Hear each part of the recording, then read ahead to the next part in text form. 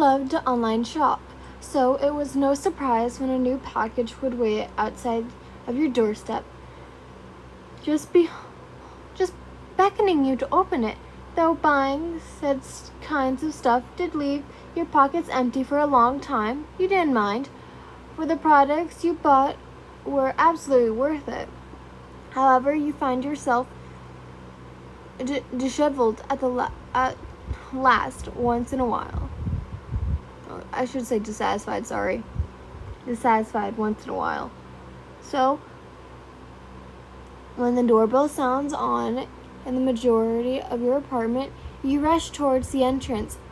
A bit puzzled on what arrived today, unlatching the door, your eyes met with a single man who stared nervously with a parcel in his hold. You softly smiled, asking whether the package was accidentally meant for you.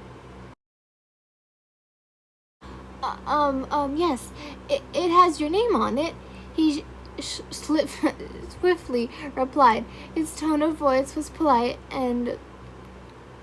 What? What? That's not ancient. F it. And also he sounded breathless for some reason. Oh, okay, where do I have to sign? You asked, opening the door to a full extent. He clumsily hands you a sheet and shies away, making eye contact. Are you new? I've never actually seen you before, you asked as your gaze is focused on the piece of paper. Yes, I joined a few days ago. Good luck with your job. Here, thanks a lot for your service. You smiled, taking the object from his hands, your vision mildly blocked by the box. You moved back to close the door, hearing him squeak, Thanks, you're welcome.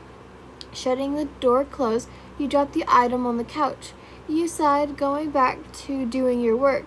After the next couple days, another box filled with products arrived. You weren't all expecting your orders to come so soon, and you were even taken aback when the same man stands at your entrance.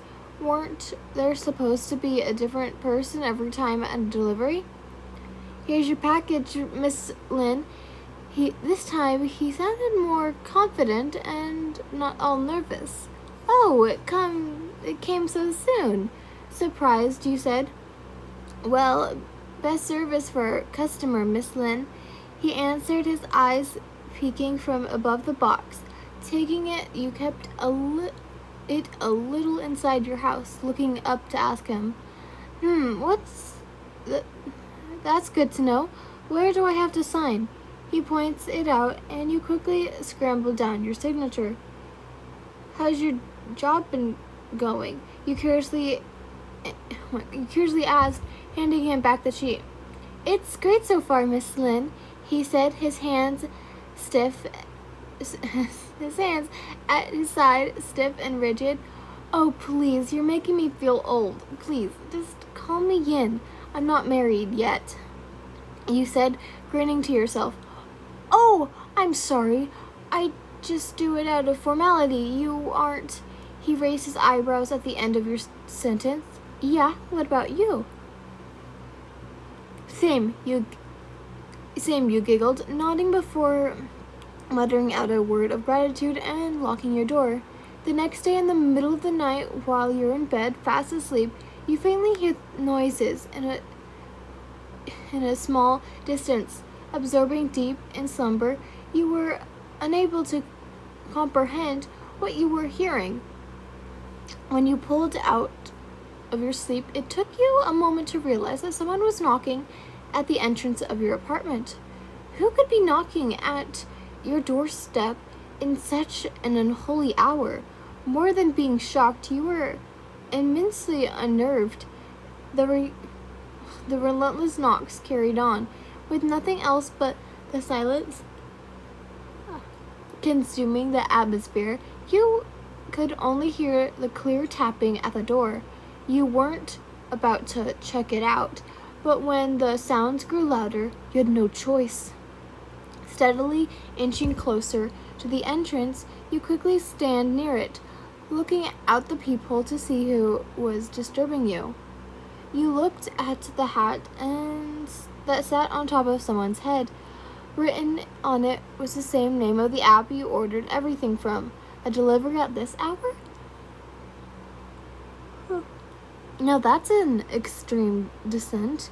Noticing everything that was going on outside, you're taken aback when the man shoves his gaze straight into the peephole, his large pupil staring inside. You jolt back, a shiver climbing up your spine.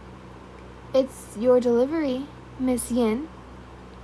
You comprehend whether or not to answer, though you generously doubt he'll leave if he doesn't get a reply.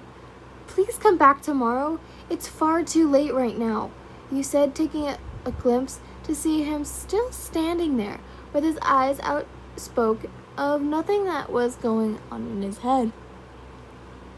I said you to leave, or else I'll call the police.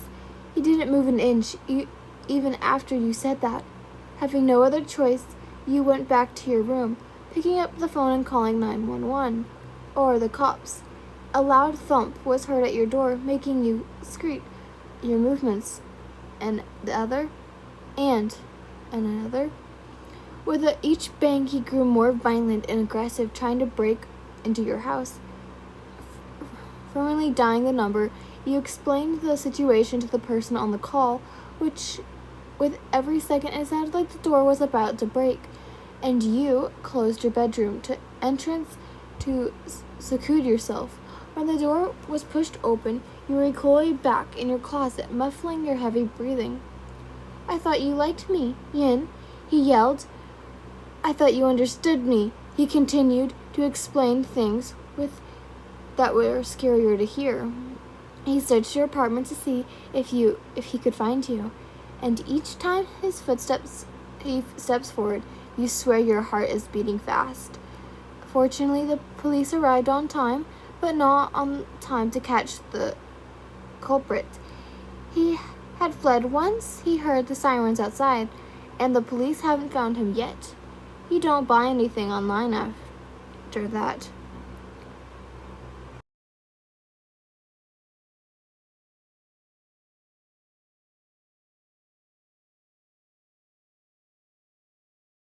If you can tell, this book is all Yandere's, so have fun.